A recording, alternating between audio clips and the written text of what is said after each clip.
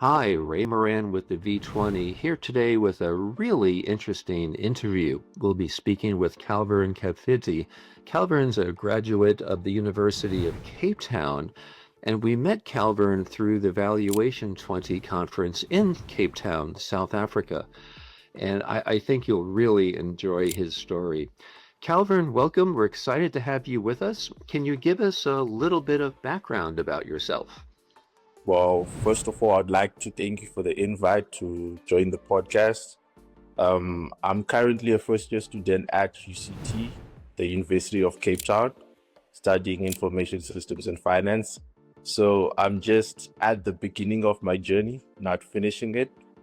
I chose this specific combination because I believe the future belongs to people who can bridge technology and finance, not just understand one or the other.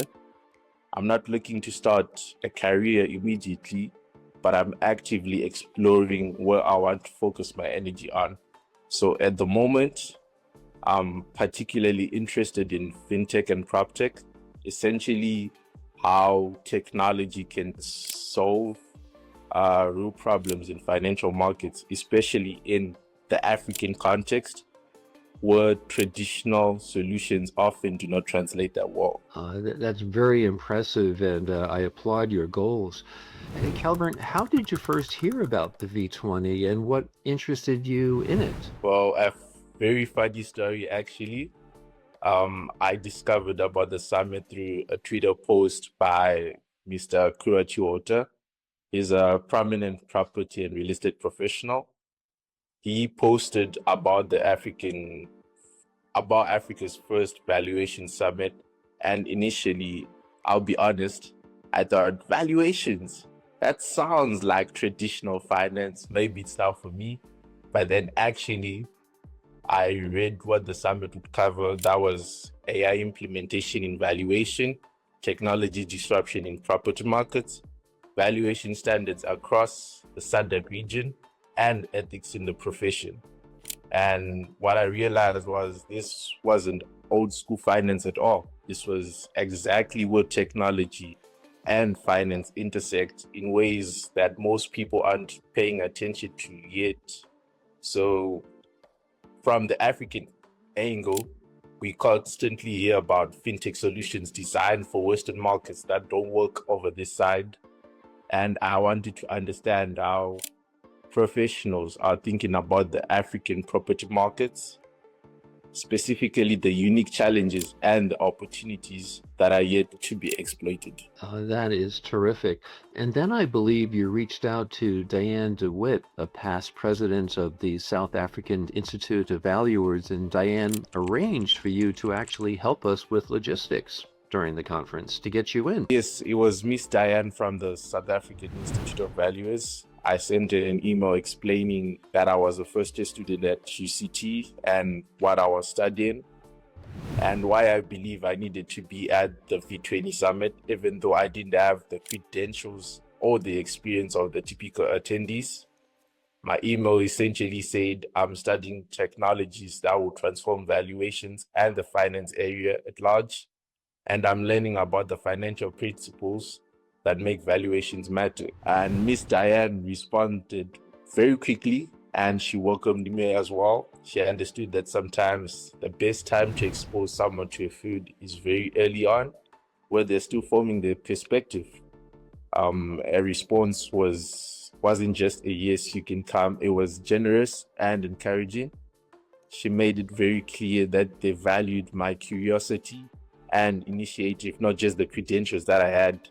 And personally, that response meant a lot to me. It reinforced something that I was actually and I'm continuing to learn, that people with information, be it industry experts or professionals, they're looking for people who are genuinely interested and willing to learn.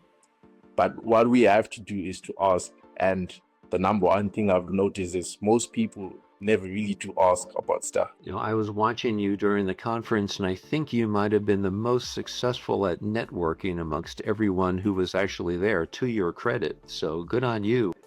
Kalvern, I'm very curious.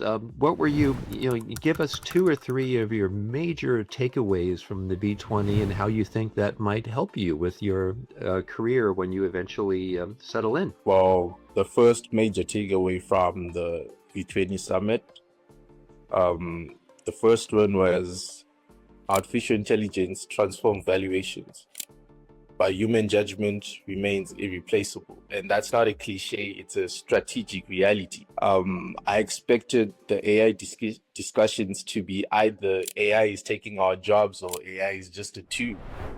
Instead, I saw something more sophisticated. Industry experts actively integrating AI for what it does well. That's processing comparable sales data, identifying patterns, executing routine analysis at scale, while maintaining human judgment for context as well. This matters for someone like me studying both information systems and finance because it showed that the future professional isn't purely technical or purely financial.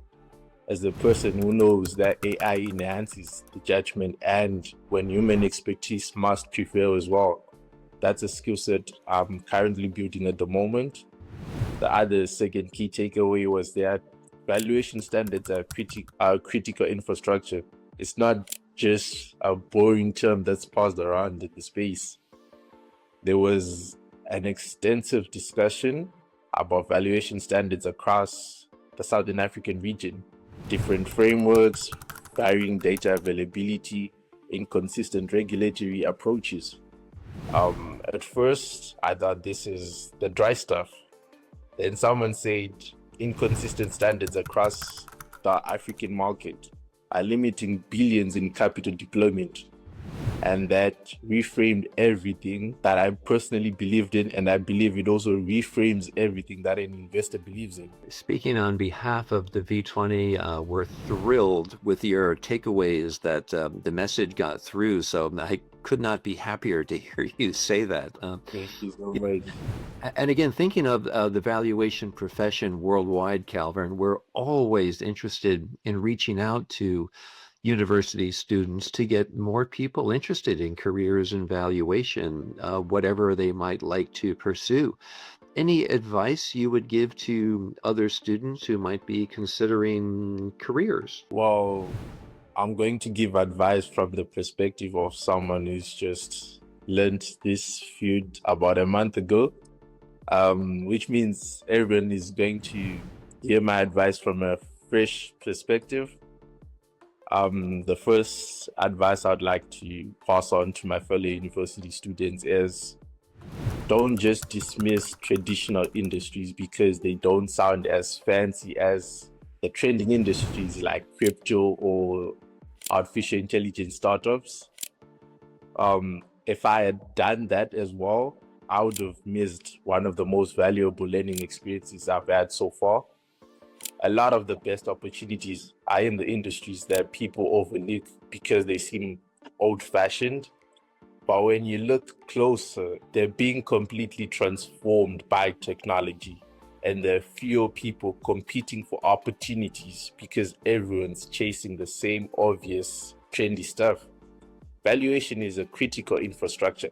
Every property transaction, every loan secured by real estate, every infrastructure investment, all of these require valuation.